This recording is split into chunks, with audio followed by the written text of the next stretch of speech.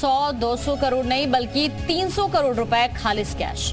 पिछले 96 घंटे से रुपयों की गिनती चल रही है, लेकिन काले खजाने की इन खेपों का आखिरी सिरा अभी तक नहीं मिल पाया है, जबकि इस पर देश में सियासी संग्राम भी छिड़ा हुआ है।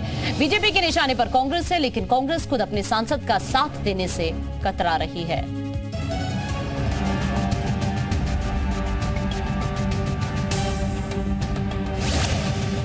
तीन दिन, 3 सुबह, 300 करोड़ और ढह गया काली कमाई का कैश किला। झारखंड से लेकर ओडिशा और पश्चिम बंगाल तक नोटों की इन गड्डियों को गिना जा रहा है। काली कमाई के करारे नोट्स की काउंटिंग में इनकम टैक्स के अमला के साथ साथ 40 मशीनें लगाई गई हैं। पैसे इतने हैं कि गिनती कब तक जारी रहेगी कोई नहीं जानता। गिनती करते करते मशीनें भी जवाब देने लगी हैं, लेकिन इतना सारा पैसा आया कहां से, इसका जवाब अभी तक नहीं मिला है। सूत्रों की माने तो फिलहाल काली रकम की काउंटिंग 300 करोड़ रुपए के पार चली गई है, लेकिन हार्ड कैश के साथ ही अब जेवरातों की जब्ती की भी चर्चा हो रही है। शनिवार को धीरज साहू के रांची में रेडियम रोड स्थित आवास से इनकम टैक्स की टीम 3 सूटकेस लेकर निकली थी। माना जा रहा है कि इन सूटकेसों में जेवरात भरे पड़े हैं और अब इनकम टैक्स के कब्जे में हैं। आयकर विभाग ने 6 दिसंबर को धीरज साहू के करीब 10 ठिकानों पर रेड डाली थी। ये ठिकाने 3 सूबों के अलग अलग शहरों में हैं। झारखंड के रांची और लोहरदगा के साथ ओडिशा में बालंगीर और संबलपुर। इसके अलावा पश्चिम बंगाल के कोलकाता में 3 दिनों तक छापेमारी की गई। 300 करोड़ की अधिकांश रकम ओडिशा के बालंगीर में हुई छापेमारी में बरामद हुई है। बालंगीर से 200 करोड़ रुपए कैश बरामद किए गए हैं, जबकि बालंगीर के ही एक ठिकाने से 150 से ज्यादा बैग जब्त किए जाने की चर्चा है। धीरज साहू का आवास लोहरदगा में भी है, जहां से 8 करोड़ रुपए कैश बरामद होने की खबर है। जाहिर है सीधे सीधे इतना कैश मिलना वाकई ये बताता है कि दाल में कुछ काला है और तय है कि धीरज की मुश्किलें बढ़ने वाली हैं। अब तो हाल ये है कि कांग्रेस ने अपने सांसद को अपने ही हाल पर छोड़ दिया है।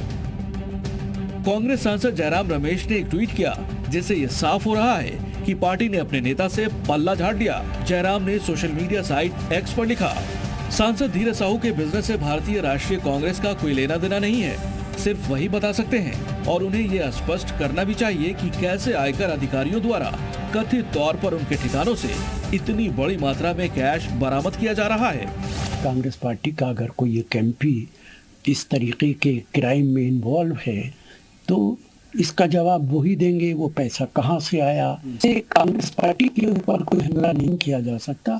ये इंडिविजुअल एमपी का मामला है और कानून अपना काम करना चाहिए अगर ऐसा है तो। कांग्रेस के हाथ खींचने के बावजूद बीजेपी ने अपना तेवर ढीला नहीं किया है। पहले प्रधानमंत्री मोदी ने धीरज साहू के इस करप्शन कांड पर कांग्रेस को आड़े हाथों लिया था। उसके बाद केंद्रीय गृह मंत्री अमित शाह ने वार्निंग सिग्नल जारी कर दिया है।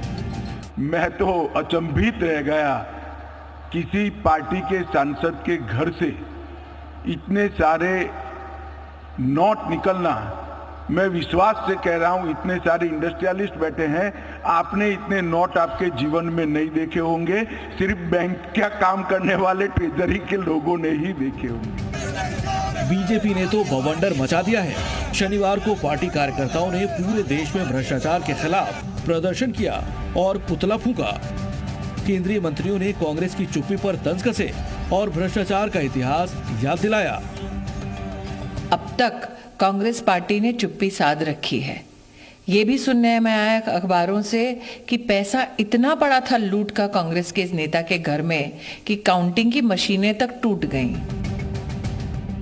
धीरज साहू के इस कैशलोक ने बीजेपी को कांग्रेस के खिलाफ हथियार दे दिया है। दरअसल धीरज का कांग्रेस से जुड़ाव 4 दशक पुराना है। साल 1977 में ही वो कांग्रेस के साथ हो लिए थे। पहले धीरज लोहरदगा जिला यूथ कांग्रेस में शामिल हुए और फिर पार्टी के भीतर अपनी सियासी अहमियत इतनी बढ़ा ली कि कांग्रेस ने साल 2010 और साल 2018 में उन्हें राज्यसभा का सांसद बनाकर भेज दिया। दरअसल धीरज के पिता बलदेव साहू ने शराब और ईंट का कारोबार शुरू किया था, जिसकी जिम्मेदारी धीरज ने भी उठाई। झारखंड, ओडिशा दोनों राज्यों में Baldev Sahu infra private limited की मौजूदगी है। 300 करोड़ से ज्यादा कैश जब्त होने के बाद उन तमाम कंपनियों पर सरकारी एजेंसियों ने शिकंजा कसना शुरू कर दिया है, जिनके तार धीरज साहू से जुड़ रहे हैं। सियासी लिहाज से भी अकूत काली दौलत का यह खुलासा कई दूसरे सफेद पोशों की जमीन हिला सकती है। ब्यूरो रिपोर्ट, जी मीडिया।